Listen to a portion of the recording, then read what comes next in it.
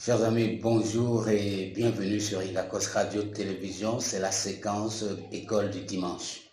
Dans cette séquence d'École du dimanche, nous allons partager ensemble le 24e chapitre du livre de Josué. Et comme nous sommes à l'école, ce sera toujours l'occasion pour nous à chaque fois d'apporter un plus dans la culture de tous les enfants de Dieu. Josué, c'est un livre qui est dans l'Ancien Testament. Lorsqu'on classe les livres, vous allez commencer par trouver les 5 livres qu'on appelle les livres attribués à Moïse. Il s'agit de la Genèse, de l'Exode, du Lévitique, du Nombre et du Deutéronome. Et juste après le Deutéronome, le livre qui suit, c'est-à-dire le 6e livre, c'est le livre de Josué. Josué lui-même, c'est celui qui a pris les commandes du peuple d'Israël à la suite de Moïse. Et ce 24e chapitre, qui est le dernier chapitre du livre de Josué, raconte le discours que Josué fait au peuple d'Israël au moment où il se sent fatigué, au moment où sa mort est déjà proche et qu'il veuille passer la main. Le livre, la séquence 24 surtout, amène Josué à remonter le temps, à rappeler au peuple d'Israël tout ce que Dieu a fait pour lui depuis l'époque d'Abraham. Vous allez remarquer là-dedans un enchaînement. Josué, à un certain moment, chaque fois qu'il parle de quelqu'un, il va dire fils de tel, fils de tel. C'est également un élément important pour notre apprentissage ce matin. C'est celui de reconnaître la généalogie, l'importance de d'où est-ce que je viens. Je suis fils de qui? Et qui était mon père, qui était son père, ainsi de suite. Le sens de la famille. Une valeur très importante qui de plus en plus est négligée aujourd'hui. Les gens sont plus à l'aise à aller constituer des familles artificielles dans les réunions de famille où on cotise de l'argent, ainsi de suite, pendant que leur propre famille, ils ne s'en occupent pas. Combien parmi nous aujourd'hui vivent encore une relation familiale où les frères et les sœurs peuvent discuter ensemble sans que cela ne passe par des coups de poing? Parce que la famille biologique a perdu sa valeur. C'est la famille financière aujourd'hui, la famille économique qui est en train de reprendre le contrôle. Dans ce livre de Josué, Josué fait allusion à toute la généalogie depuis Abraham pour montrer qu'il y a une forte importance. Et pour nous, enfants de Dieu, le lien de la famille, c'est important.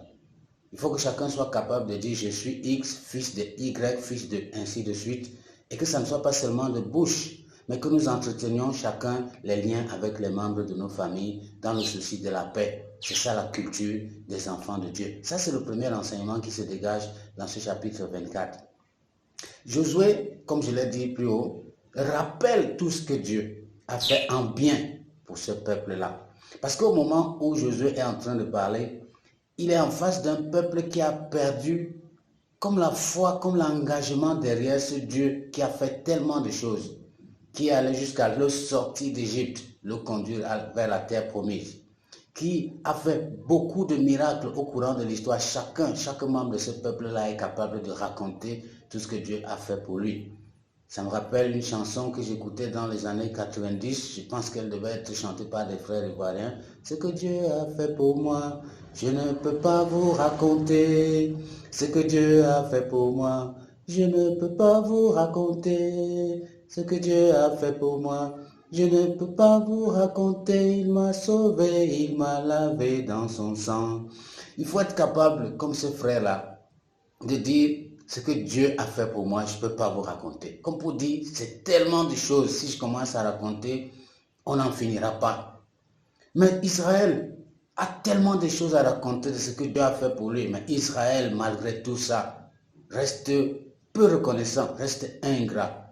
C'est pour ça que dans cet épisode, Josué rappelle à ce peuple-là tout ce que Dieu a fait pour lui. Et il récite exactement ce que Dieu disait lui-même de sa propre bouche. C'est ça que vous trouvez dans le texte. Et comme chaque fois qu'on est dans une situation où on doit faire un bilan, on doit pouvoir regarder en arrière et prendre une décision forte, Josué rappelle au peuple que c'est le moment de prendre la décision. C'est le moment de s'engager avec quel Dieu ils veulent aller. Comme pour dire, si vous vous rendez compte que ce que Dieu a fait pour vous n'a pas de valeur, alors continuez d'adorer les dieux que vos parents ont eu à adorer en Égypte, comme si Dieu n'avait pas de valeur, le Dieu vivant n'avait pas de valeur pour eux. Mais en ce qui me concerne, moi et ma maison, nous servirons l'Éternel. C'est le verset 15 de ce chapitre 24, Josué 24, Josué chapitre 24, verset 15. Moi et ma maison, nous servirons l'Éternel. C'est également une leçon que nous allons retenir aujourd'hui. Le chrétien doit être capable de s'engager à la suite de Dieu. Pas comme une corvée, pas comme une chose juste parce qu'on m'a prêché l'évangile un matin et puis je me suis engagé. Non, le chrétien doit être à la suite de son Dieu sur la base de l'histoire. J'ai une histoire à raconter. Dieu, il a fait ceci pour moi. Il a fait cela pour moi. Quand j'étais malade, il m'a guéri. Je n'avais pas d'argent pour aller dans un hôpital. Je me suis retrouvé en train d'être guéri.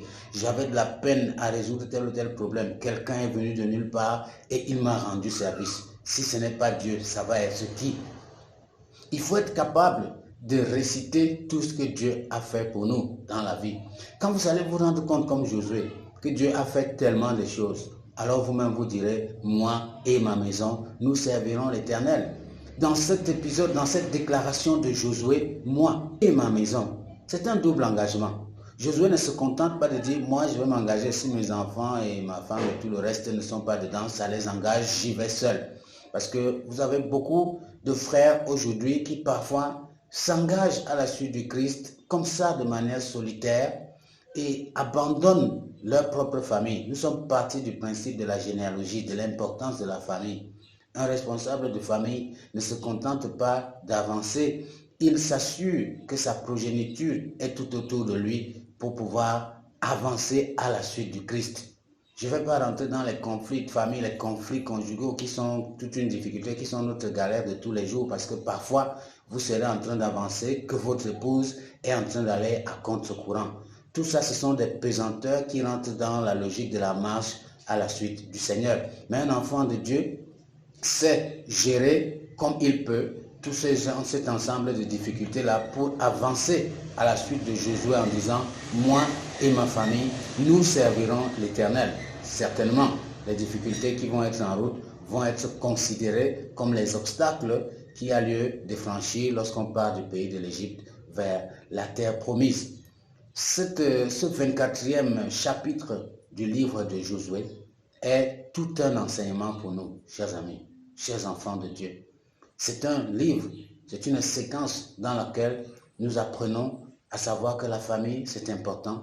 Nous apprenons à savoir compter tout ce que Dieu fait pour nous tous les jours de notre vie, ce qui booste notre engagement à sa suite. Parce que marcher à la suite du Seigneur ne doit pas être un jeu du hasard, ne doit pas être un jeu de la simple doctrine qu'on a avalé les yeux fermés. Ça doit être basé sur du concret.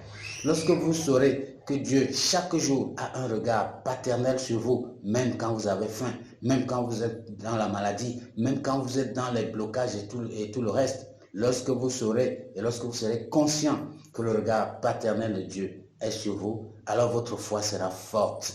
Vous allez vous sentir motivé, engagé. Vous deviendrez des chrétiens éveillés, des chrétiens qui peuvent publiquement témoigner, des chrétiens qui peuvent vivre l'évangile au quotidien.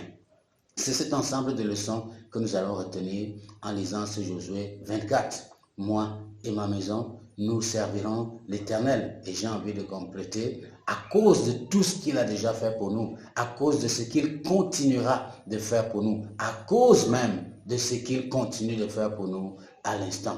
Bon dimanche à tous et que Dieu vous bénisse, qui vous rende capable de discerner chaque jour tout le bien que le Seigneur fait dans votre vie, quand bien même vous croyez que vous êtes abandonné, parce que Dieu continue de contrôler sa terre, il restera le maître de la terre. Je vous souhaite vivement de vivre ce discernement profond et c'est ma prière pour vous en ce dimanche, que le reste de la semaine vous donne de la bénédiction et de la grâce dans la compréhension de tous les mystères de la création, au-dessus de laquelle se trouve le grand Dieu tout-puissant que nous adorons. Bon dimanche à tous.